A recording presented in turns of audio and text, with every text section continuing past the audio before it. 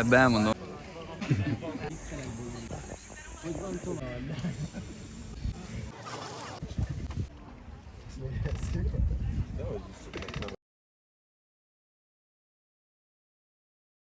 Na gyere, mi a gond, kicsikém, mondd el a nevedet.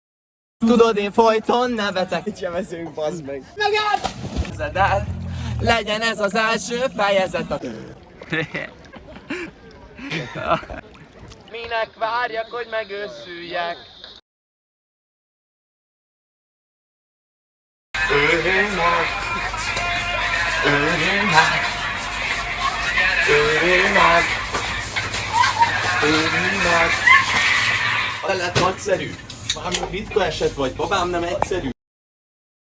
Vágni biztos ösztönös. A mosolyottól sírok és ez kölcsönös. Mikor szembe jössz, reszén az még megvisel. A képet is elégettem, de nem érem be ennyivel. Ami már tetszenem, az nincsen olyan gondolat. Adok egy felmosót, hogy takarítsd a mocskodat.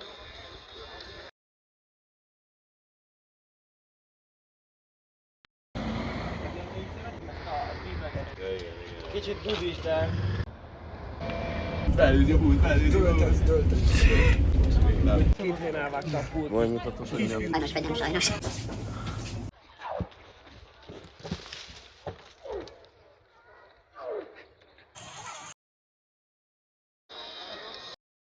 Fecskék repülnek el a nyárral, festékes kanna tele gázzal. Te is szedteted össze a sátrat, húszál fölfele szemben az árral. Firkálj filccel falakattán, s a csikorog a jég, csak is úgy lesz meleged. Mikor kisüt a nap, de leszakad az ég. Valami ég, valaki ér, amikor egyedül egy van, aki haza kísér. Mikor kisüt a nap, de leszakad az ég, mikor a haverod áldja az a te kanapét. Nem ígérhetek semmit meg neked, fogd és dobd el az eddigi terveket. Nézd csak a lánykori démonod szemében, nézd fel az útra és nézd fel az erényre. Nézd fel az útra és nézd fel az erényre. Nézd fel az útra és nézd fel az erényre. Nézd fel az útra, nézd fel az erényre. Nézd fel az útra, nézd fel az erényre.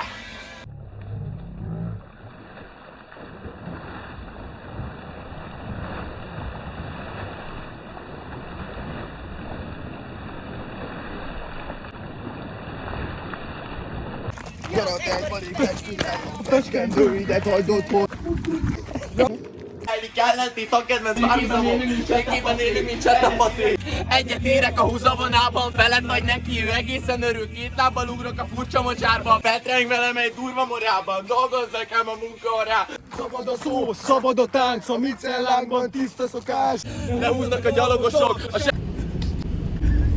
Miért töltenél igazi láncra itt az álmunk rabja vagy?